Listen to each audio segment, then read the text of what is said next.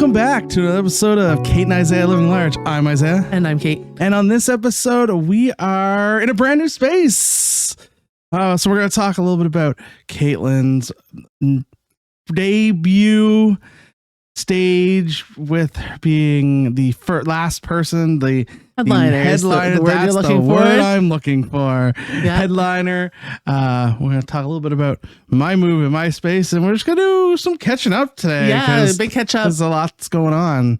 So might as well just jump right into it. What's going on? How are you? Well, today I thought I woke up with some kind of allergy situation.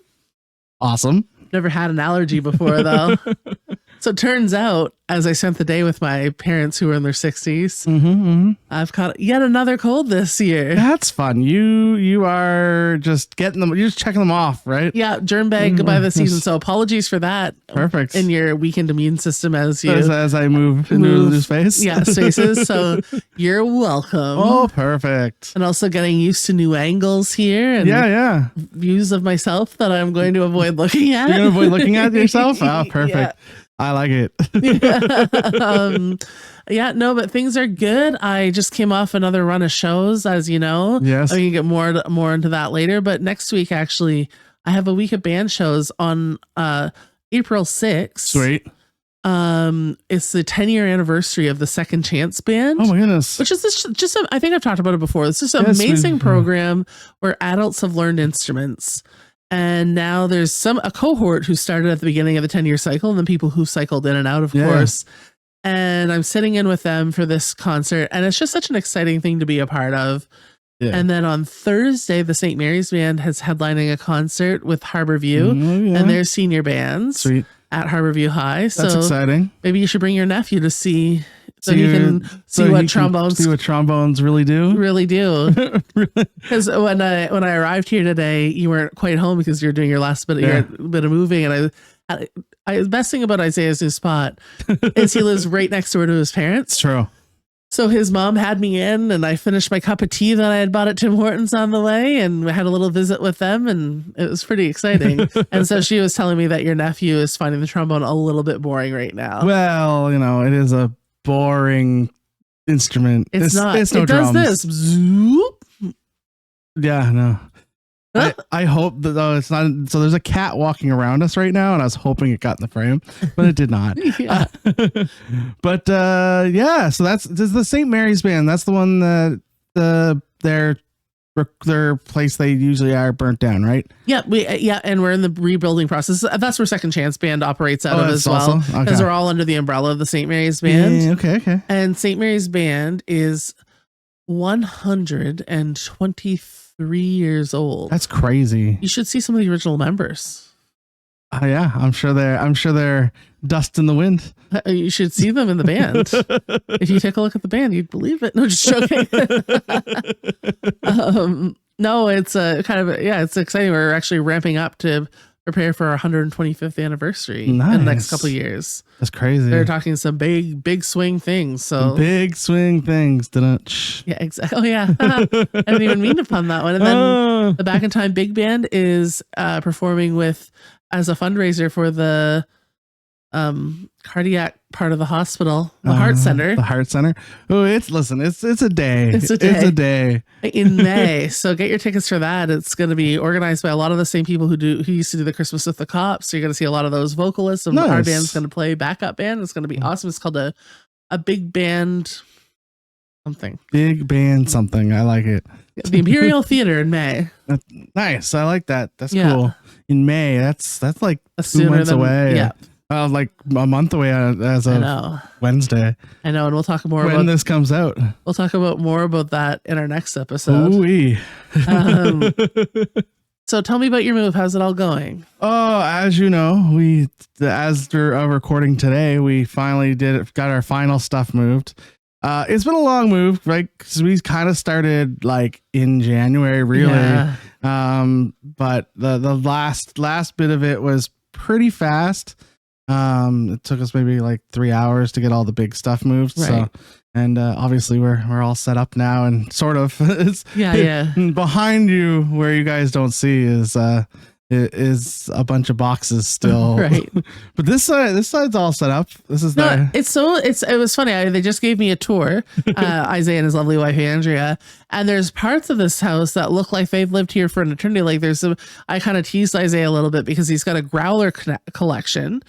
And he's got that all set up on this mirrored back wall shelf situation. And it looks stunning with other liquor. And I'm like, wow, you really have your priorities straight when you're unpacking your house. The liquor and the entertainment. And now we get the rest of the stuff. Yeah, exactly. Now, we don't have a bed to sleep in. Well, like, who needs a bed when you have liquor? You just pass out wherever. Yeah. But I know that it's because you've been moving over time, so you'd bring a box full of stuff and put it all away. Yeah. And it's looking like a really nice hybrid between the lady who used to live here and with yours and Andrea's flair. Yeah. It's like a really lovely buffet hutch next to some Star Wars shenanigans. It's it's gonna be a good space, and this is our temporary recording space. I think it's gonna look different every 2 weeks. Every 2 weeks for a while, it will be a little different as we find a temporary spot to kind of settle in. This is the temporary spot that got thrown together in like a minute. Yeah, well, I took about 25. I was watching. I did nothing to help because that's my role. I lent good vibes. That's right. No. So you made it to a show, Isaiah. I made it to a show. And what a show it was. It was a good show. I was trying to get out before you got on stage, but I didn't get out, so I had people watching for that. Actually, an avid listener of our podcast was hosting the show, so he had it on strict authority. Liam did to make sure you did not leave. Yeah, I know, right? He casually introduced himself to you, but that was like blocking me. Yeah. No, it was a good show. How do you feel like it went? I feel like it went well, but I'm more interested in your thoughts right now. Oh my goodness. I thought on the whole show, not just on the whole show. I thought it was great. I really liked the third guy that went up. Adam? Yeah. I really liked Adam. He was probably my favorite out of everyone. Adam was my favorite, including He's a great comic, honestly. Adam and I have a little partnership going. You're not the only person I've partnered with. Oh my goodness. You're not the only married man I have a business partnership with. Adam and I have a little production company that we're starting up called AOK Productions. AOK. Because he's Adam and I'm Caitlin. It's very clever. And we're doing our first show, actually. It's going to be an all ages show at the library. That's right. At 3 p.m. on April 25th, a Saturday. So if you've been interested in comedy but are worried about the foul language and the things you may not want to see or staying up too late, 3 p.m. Saturday, April 25th at the St. John Free Public Library. Huzzah. I really liked Adam. And Jesse got up there and with his Jessiness. Yeah. Which is great. Love Jesse. Yeah, love Jess. It was a good overall. And so I don't have to pull it out of you. Was I better or worse than you expected?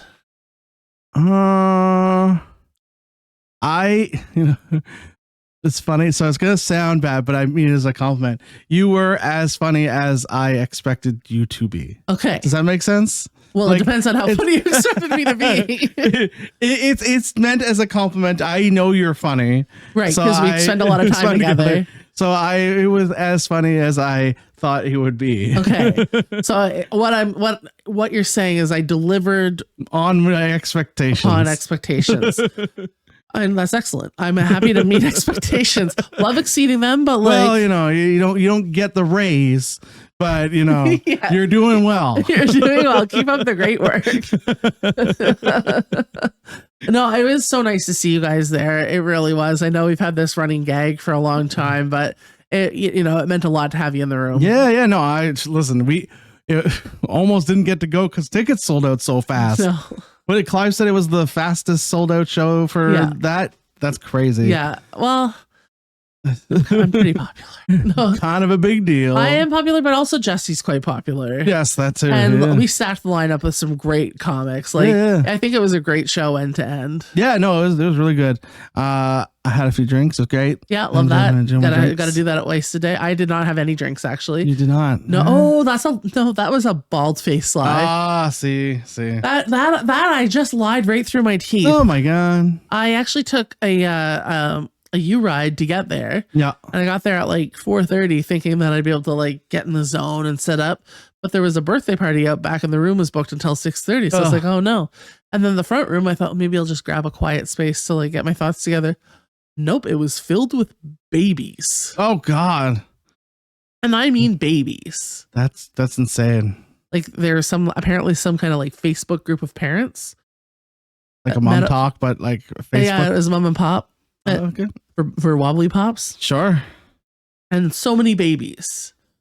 And I was just like, what is happening? And they were adorable babies. Yeah, they're not 19. They can't be served. Well, they weren't interested in the beer. They were like, Mama, stop drinking so I can drink. Or start drinking so I can drink? I don't know. So I sat at the end of the bar and like made friends with the charcuterie lady from Cutie Charcuterie. Her name's Colleen. I love her. She's adorable. Yes, I saw some of those charcuteries coming out. Yeah. I almost got one and then I went to go get one. And she ran out of stuff. I was like, oh. Yeah, those charcuterie cups, highly recommend. They're quite good. Yeah. I enjoyed that thoroughly. Actually, that was the only thing I'd eaten for hours before the show. So oh God, come to the end of the show. And then I was perfectly fine. Like I think I had 3 drinks waiting for the show to start, which is pretty reasonable for me. But after the show, I was like, oh, let's go. And I had a couple more drinks at Wasted Day, and then we went to Big Tide for a snack. Well, I had a supper, really. Adam and Michelle and Troy and I. And then Michelle was like, we're kidnapping you for one more drink. And they brought me to Troy's house for a beverage there. And then I was like, falling asleep in the chair because it was such like an exertion. Oh my God, yeah. Everything that I had. So I was like, whoa. It felt great though. Yeah, we went to Big Tide before your show. Right. It was St. Patrick's Day week, right? So no. Well, sort of. They did all the St. Patrick's Day stuff the week before. Yeah. But this is couple days after St. Patrick's Day. So they had like the shake fry bag. Oh yeah, because that was the week of. Yeah. That was good, eh? It was really good, but so salty. Salty. God. The sodium, it caused me to drink more. Yeah, exactly. What else can we say here? But like, I want to know your feelings. How were your nerves when leading up? Because you were the last one up, so you had to listen to all these other comics go before you went up. How did you feel? Honestly, so it was packed in there. And it was such a warm crowd. Like there are so many people that showed up from so many different aspects of my life, like current colleagues and former colleagues and great friends and podcast partner. Singular. There's only one. Only one of me. And like my sewing teacher that I took the class from, and like just so many warm, friendly faces.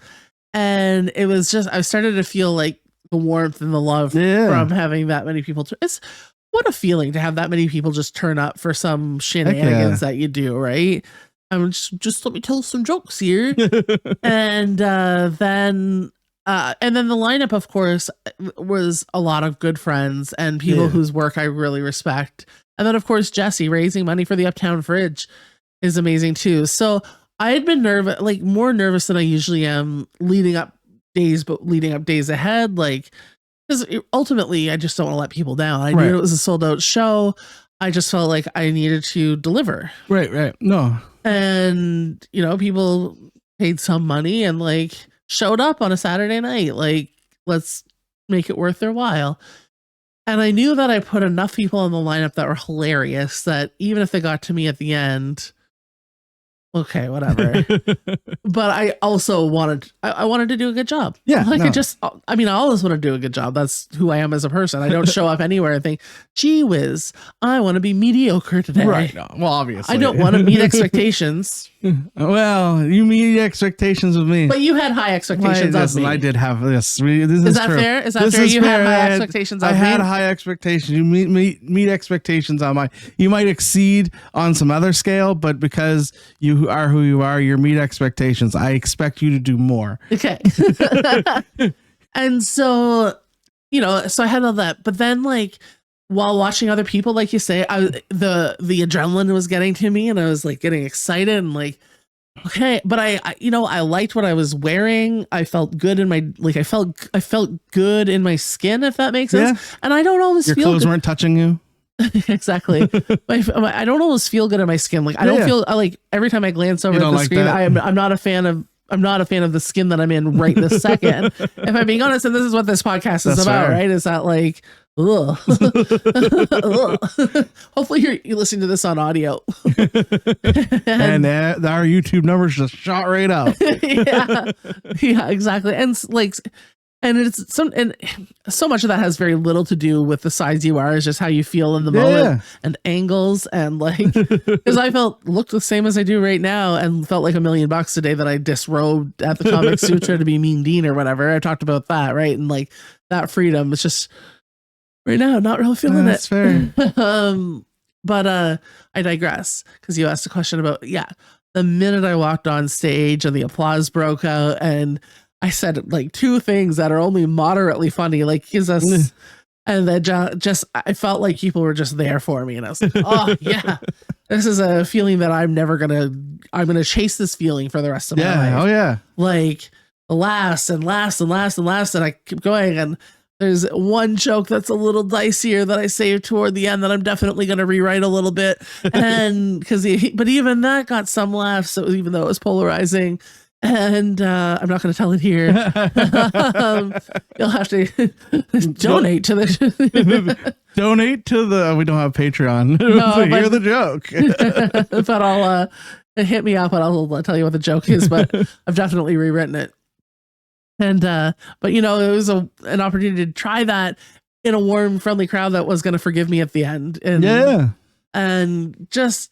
And I got to sing at the very beginning too, which is always like, for some people it'd be like, why are you doing so many crazy things at once? But for me, it was like, I'm going to shake the cobwebs off, get used to the stage, do something that I'm pretty comfortable doing. And then at the end, be like, all right, let's give her. And I think that confidence lasted the week because I opened for Mullinger on Tuesday. Yep. And I had another really good set where I just had people. And this was it was a crowd that I knew one person in as opposed to knew everyone. Yeah. And so like, it just, it felt amazing. It was intoxicating, like adrenaline push. And then when I was done, I was like, I am so tired. Yeah, I mean, well, it takes a lot out of you, right? It's just like trying to be that high energy and just trying to throw everything at it, right? Ironically, the thing that hurt the most, you're going to guess this, my knees. Oh, what? Yeah. Oh, that might be a segue for next week's episode. I think you might be right. But where can people find us on the internet? Yeah, we're wrapping up, eh? Well, you can find us at Kate and Isaiah Living. You can find us at Kate and Isaiah Living Large on the Facebook and the Instagram. And where can people find you, Isaiah? Of course, you can find me at Maritime Brews on all of the social medias. You can donate to us through the Buy Me a Coffee as we work towards upgrading our space and getting a new camera and all that fun stuff that comes along. We're gonna have a guest soon. Yeah, we're gonna have a guest at some point soon. Hopefully, we'll get this worked out. Sit somewhere in here. Yeah, it's gonna be great. But until then, if you can share, subscribe wherever you listen to your podcast at, or hop on over to YouTube and look at our beautiful faces in this space that might not exist next week or in 2 weeks' time. But other than that, thank you for listening. Next week. Bye. Bye.